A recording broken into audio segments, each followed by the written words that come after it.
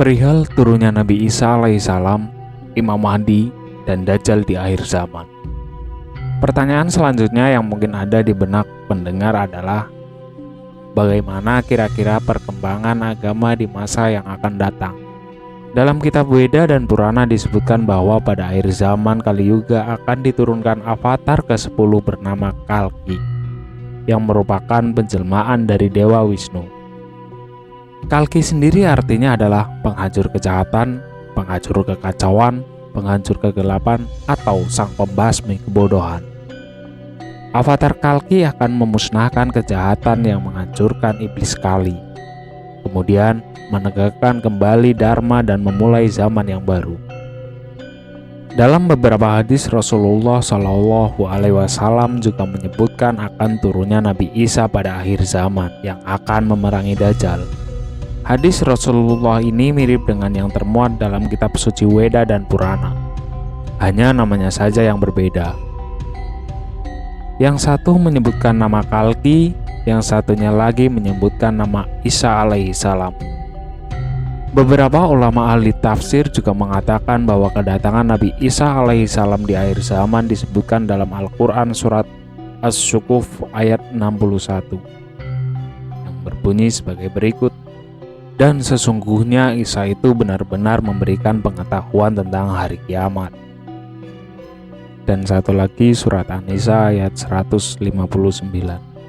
Tidak ada seorang pun dari ahli kitab kecuali akan beriman kepadanya Isa sebelum kematian. Dan di hari kiamat nanti Isa itu akan menjadi saksi terhadap mereka. Dalam hal ini, saya tidak ingin memperdebatkan masalah nama dari avatar ke-10 yang akan datang di akhir zaman.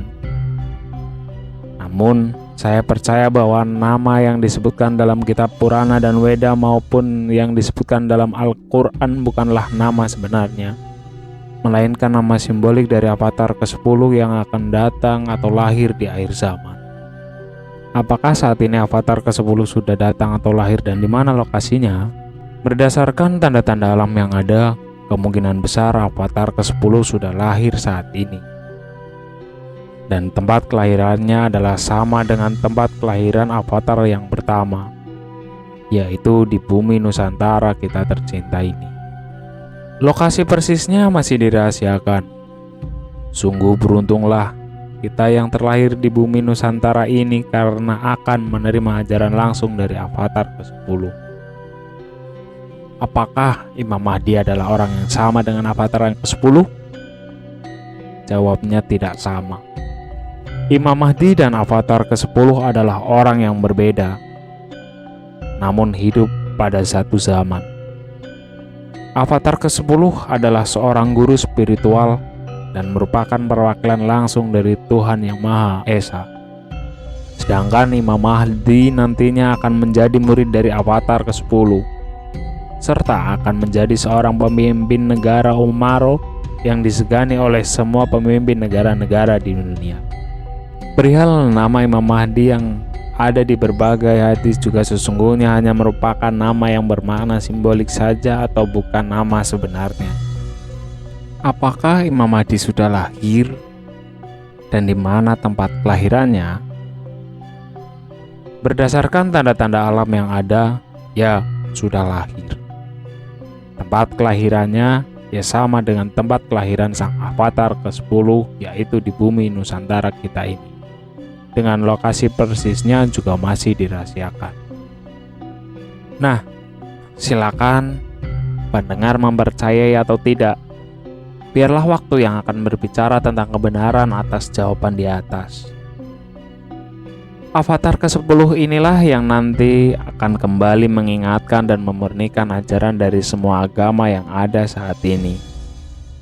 Adapun perihal Dajjal yang disebutkan dalam hadis sesungguhnya juga merupakan nama simbolik dari kelompok pengikut anti Tuhan yang memang sudah sejak lama berperan dalam menyesatkan umat dari ajaran Tuhan Yang Maha Esa.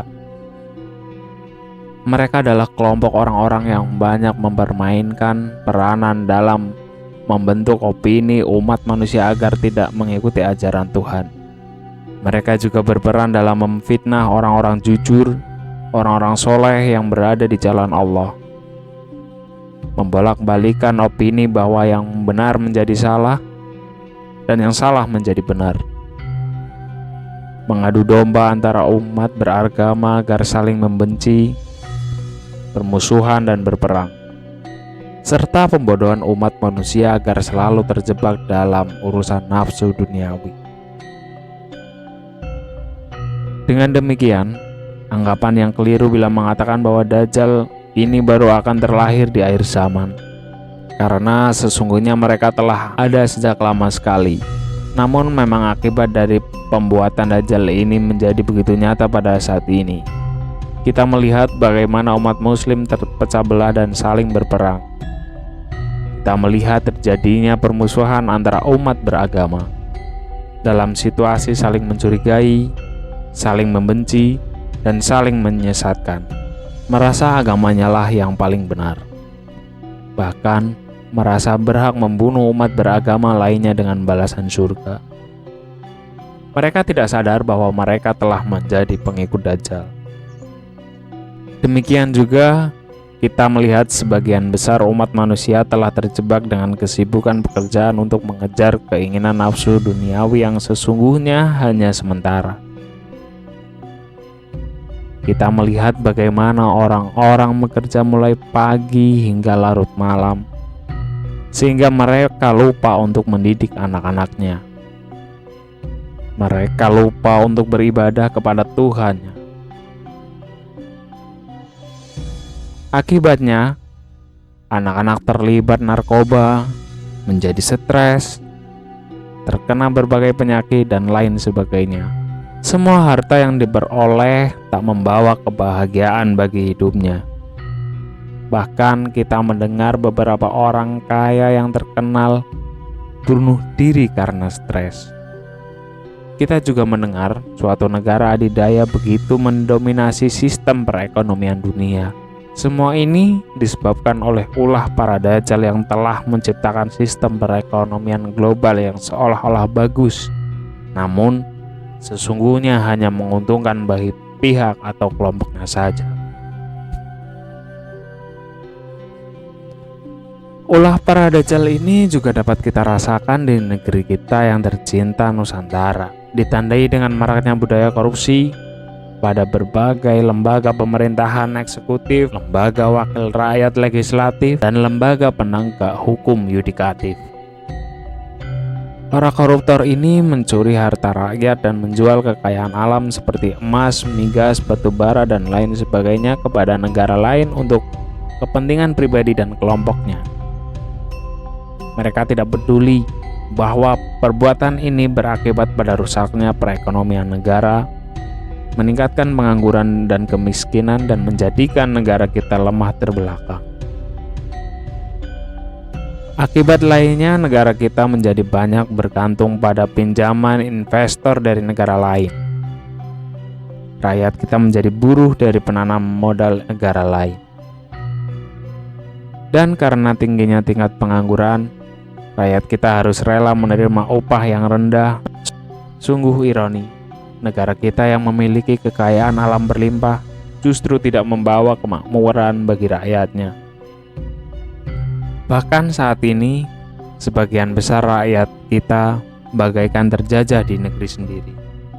Ulah para Dajjal di negeri kita tercinta ini juga dapat kita lihat dengan perkembangan aliran radikal yang gencar mempropagandakan permusuhan dan kebencian antara umat beragama. Mereka hendak memecah belah kebinekaan yang telah ada sejak zaman nenek moyang kita, dengan tujuan akhir adalah pecahnya negara kita menjadi negara-negara kecil yang lemah. Mereka lupa bahwa negeri kita dibangun oleh para leluhur kita berdasarkan asas yang paling menghormati antara umat beragama. Para leluhur kita yang merupakan pemeluk agama pertama, Surayana dan Sundayana, dengan tangan terbuka menerima ajaran agama Hindu, Buddha, Kristen, dan Islam masuk ke negeri ini. Karena mereka sadar bahwa semua agama adalah baik adanya karena bersumber kepada Tuhan Yang Maha Esa. Para leluhur kita telah membangun sendi-sendi toleransi, di mana semua agama yang masuk ke negeri kita diterima dengan tangan terbuka, dengan syarat dapat saling menghormati antara umat beragama. Hal ini juga terjadi ketika pertama kali agama Islam masuk ke negeri kita, yang dibawakan oleh para wali dengan penuh santun. Para wali bahkan mengadopsi berbagai budaya lokal, seperti wayang sebagai bagian dari dakwah Islam. Ini disebabkan karena para wali paham esensi dari ajaran Islam, bahwa agama Islam adalah rahmatan lil alamin, atau merupakan rahmat untuk seluruh alam. Oleh karena itulah, agama Islam dapat diterima oleh sebagian besar masyarakat Indonesia. Bila sekarang terdapat sekelompok orang yang beraliran radikal yang mengaku sebagai pembela Islam, apa yang perlu dibela? Bukankah agama Islam sudah menjadi agama mayoritas di negeri kita? Mereka ini bagaikan pahlawan kesiangan yang merupakan sejarah bagaimana para wali menyebarkan Islam di negeri ini. Dan yang paling menggilikan adalah terdapatnya sebagian dari kelompok radikal yang menganggap sesat ajaran para wali dengan dalih bid'ah dan sebagainya. Mereka menyatakan hendak memurnikan ajaran Islam, namun sesungguhnya mereka tidak paham esensi dari ajaran Islam yang disampaikan oleh Rasulullah Muhammad SAW. Mereka tidak sadar bahwa sesungguhnya mereka telah menjadi pengikut Dajjal yang selalu menanamkan kebencian di hati manusia. Kita juga jangan lupa bahwa negeri kita dapat merdeka bukan hanya karena jasa pengorbanan dari pejuang-pejuang beragama Islam, namun banyak juga pejuang-pejuang beragama lainnya yang telah mengorbankan nyawanya demi kemerdekaan negeri kita. Demikianlah tanda-tanda kemunculan Dajjal di akhir zaman yang sudah dapat kita lihat di mana-mana, baik di dalam negeri maupun di luar negeri. Tanda-tanda kemunculan Dajjal ini juga sesungguhnya merupakan tanda-tanda kedatangan dari avatar ke-10 dan Imam Mahdi. Terlepas dari apakah pendengar percaya atau tidak dengan penjelasan saya di atas, semuanya tidak perlu diperdebatkan atau dipersoalkan, karena sesungguhnya yang terpenting bagi kita adalah bagaimana sikap kita kepada Tuhan. Apa saat ini kita sudah mengikuti ajaran Tuhan yang disampaikan melalui para nabi, rasul, dan avatar? Apakah kita sudah sungguh-sungguh yakin dan percaya kepada Tuhan? Apakah kita sudah berlaku jujur dalam segala hal? Apakah kita sudah memberikan manfaat bagi sesama, bangsa, dan negara?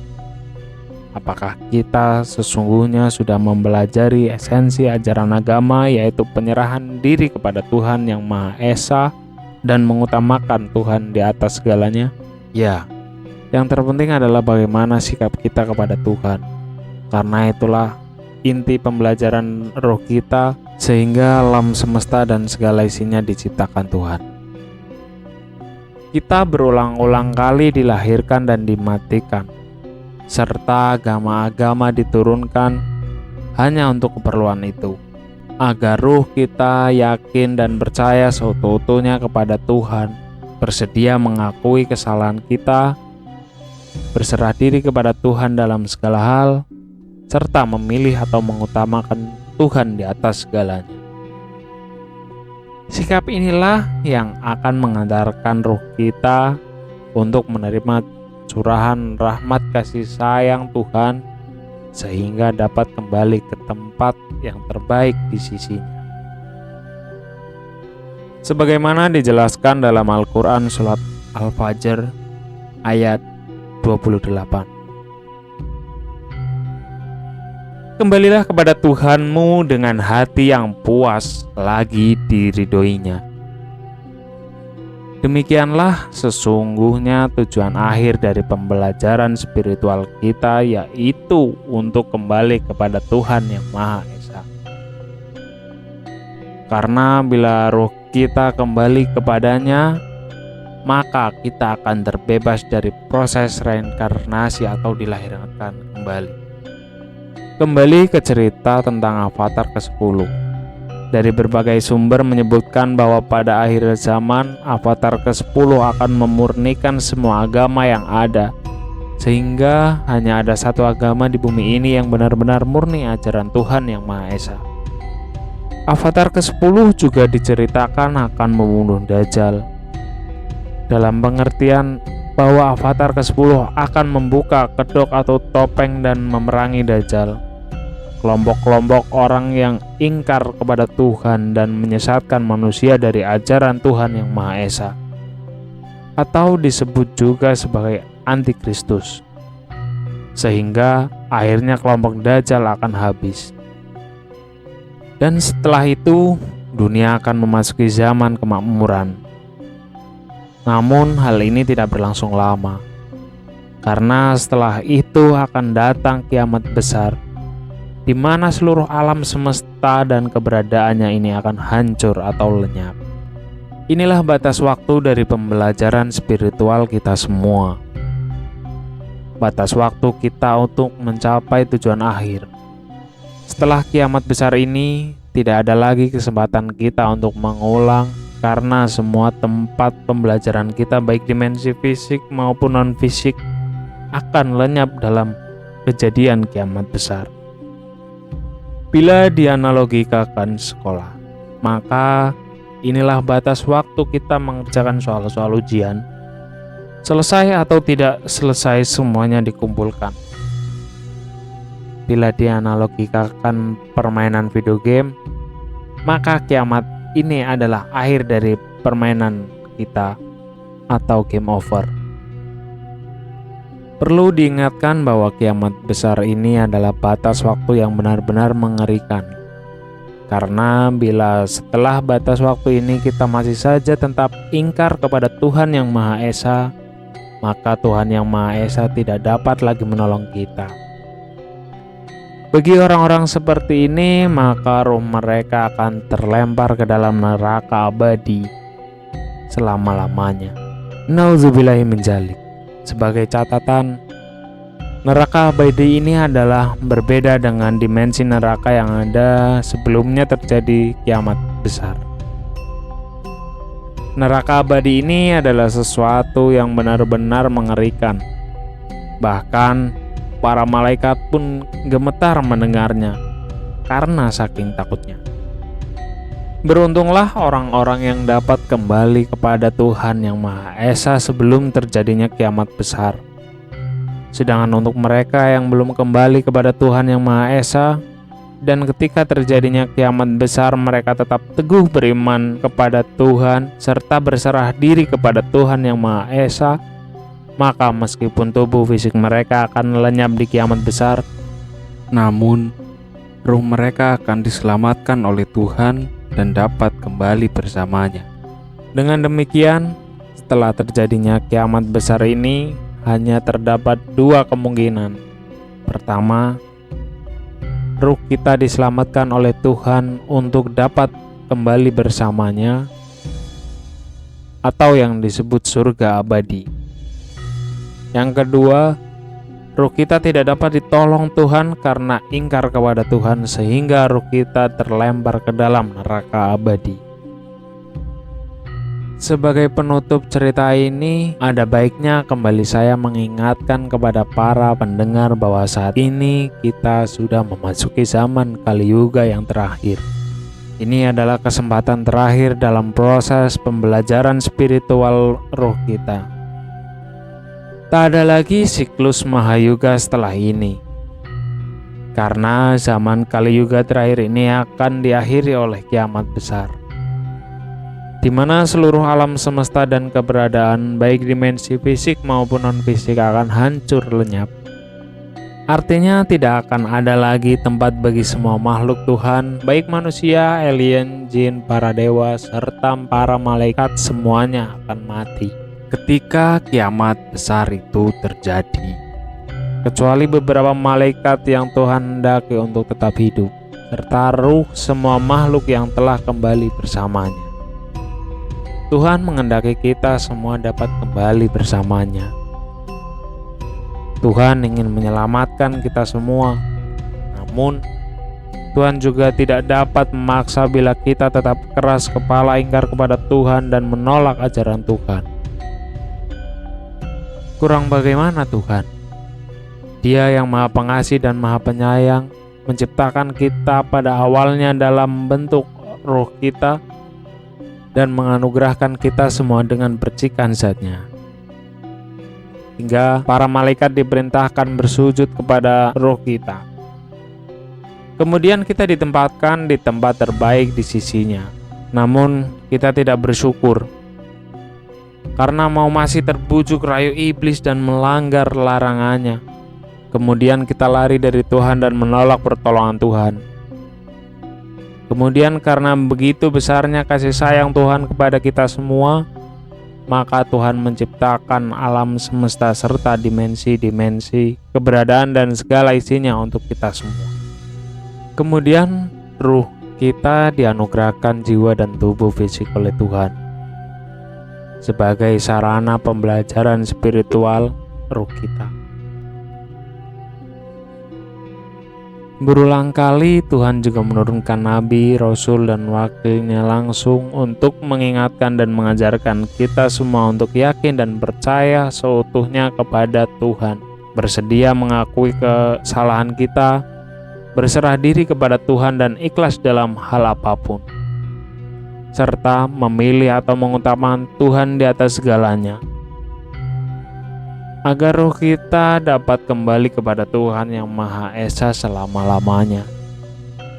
Tuhan yang Maha Sabar juga telah memberikan waktu yang sangat panjang kepada kita semua, agar kita semua dapat banyak kesempatan dalam belajar memperbaiki sikap kita kepada Tuhan. Berulang-ulang kali kita dilahirkan dan dimatikan atau yang biasa disebut dengan reinkarnasi, agar kita dapat menyadari semua kesalahan kita. Namun berulang-ulang kali juga kita melakukan kesalahan yang sama. Karena kita selalu dipenuhi oleh nafsu, keinginan duniawi yang tidak pernah ada habisnya. Kita lupa akan tujuan hidup kita yang sebenarnya untuk kembali kepada Tuhan yang Maha Esa.